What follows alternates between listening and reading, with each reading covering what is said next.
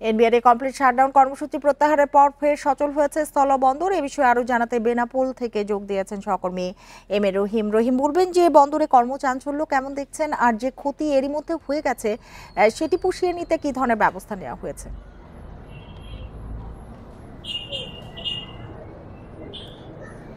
আসলে শাটডাউনের কর্মসূচি প্রত্যাহারের গতকাল থেকে প্রত্যাহারের খবরের পরে অনেকটা কালের রাত থেকে বেনাপোল বন্দর অনেকটা কর্মচাঞ্চল্য আমরা লক্ষ্য করেছি, যেটা আমদানি রপ্তানির সাথে যারা সংশ্লিষ্ট ছিল বন্দর গোডাউন লোড আনলোড কাল রাত্রি থেকে অনেকটা সরিয়েছে। তবে আজকে অফিসিয়ালি যদি কাস্টমস কর্তৃপক্ষ করে আজকে সকাল 9টার পরে অনেকটা অফিসে এসছেন, সেই কারণে আমি এখন অবস্থান করছি একেবারে বেনাপোল কাস্টম হাউসের সামনে। আপনি দেখছেন যে এখানে সকাল 9টার থেকে কাস্টম কর্মকর্তারা কাস্টম হাউসের মধ্যে এসেছেন, অফিস করেছেন, বা আমদানি রপ্তানির সাথে যারা সংশ্লিষ্ট সিএন্ড স্টেট অ্যাসোসিয়েশন বা ট্রান্সপোর্টে যারা আমদানি রপ্তানির সাথে সংশ্লিষ্ট তাদের ফাইলপত্র নিয়ে আমরা কাস্টমসে তাদের যেটা রেখেছি বা আমরা তাদের সাথে কথা বলেছি আমদানি রপ্তানির সাথে সংশ্লিষ্ট যারা, তারা আমাদেরকে যেটা জানিয়েছেন আসলে কাস্টম কয়েকদিন কর্মবিরতির পরে যে ক্ষতিটা উঠেছে, যে ক্ষতিটা হয়েছে, তারা এই ক্ষতিটা পোষায় নিতে অনেকটা আন্তরিক, তারা জোরগতিতে কাজ করছে, এতে তারা অনেকটা সন্তুষ্ট প্রকাশ করছে। আমরা বন্দর কর্তৃপক্ষের সাথে কথা বলেছি, বন্দর কর্তৃপক্ষ আমাদেরকে জানিয়েছেন আসলে টানা কয়েকদিনের যে বন্ধের ক্ষতি পোষায় নিতে আজকে গভীর রাত পর্যন্ত তারা কাজ করবেন, বা বন্দরের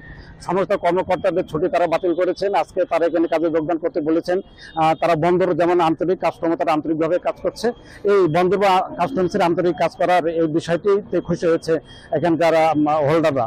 আমরা কথা বলেছি এখানে সিএন্ড এজেন্ট অ্যাসোসিয়েশনের নেতৃবৃন্দের সাথে, তারা আমাদেরকে যেটা জানিয়েছেন যে আসলে এই টানা কয়দিনে এখান থেকে প্রতিদিন প্রায় 6 থেকে 8 কোটি টাকার রেভিনিউ অর্জন হয়ে থাকে। সেক্ষেত্রে এই কয়দিনে তাদের সেই রেভিনিউটা তারা ফল করলেও জাস্ট এই কয়দিনে তারা যাতে এই রেভিনিউটা তারা আদায় করতে পারে বা রেভিনিউটা বৃদ্ধি করতে পারে সেইভাবে কাজ করছে, বা অফিসিয়ালি অনেকটা ব্যাংক খোলা আছে বা কাস্টম খোলা আছে, তাদের জোরগতিতেই এই কাজটি করছে। তাদের আশা যে কাস্টম বা বন্দর যেভাবে আন্তরিক, তারা এই 1 সপ্তাহের মধ্যে হয়তো এই খুশিটা তারা পোষায় নিতে পারবেন। তবে ইন্ডাস্ট্রিয়াল যে পণ্য, তারা এখানে অনেকটা এই কয়েকদিনের কারণে ট্রাকের অনেকটা জট বেঁধেছে বা ট্রাকের মূল্য অনেকটা বৃদ্ধি পেয়েছে। সেক্ষেত্রে যদি ট্রাকের মূল্যটা অনেকটা 2-1 দিনের মধ্যে তারা সামান্য হবে, আবার সামান্য হলে তারা তাদের ইন্ডাস্ট্রি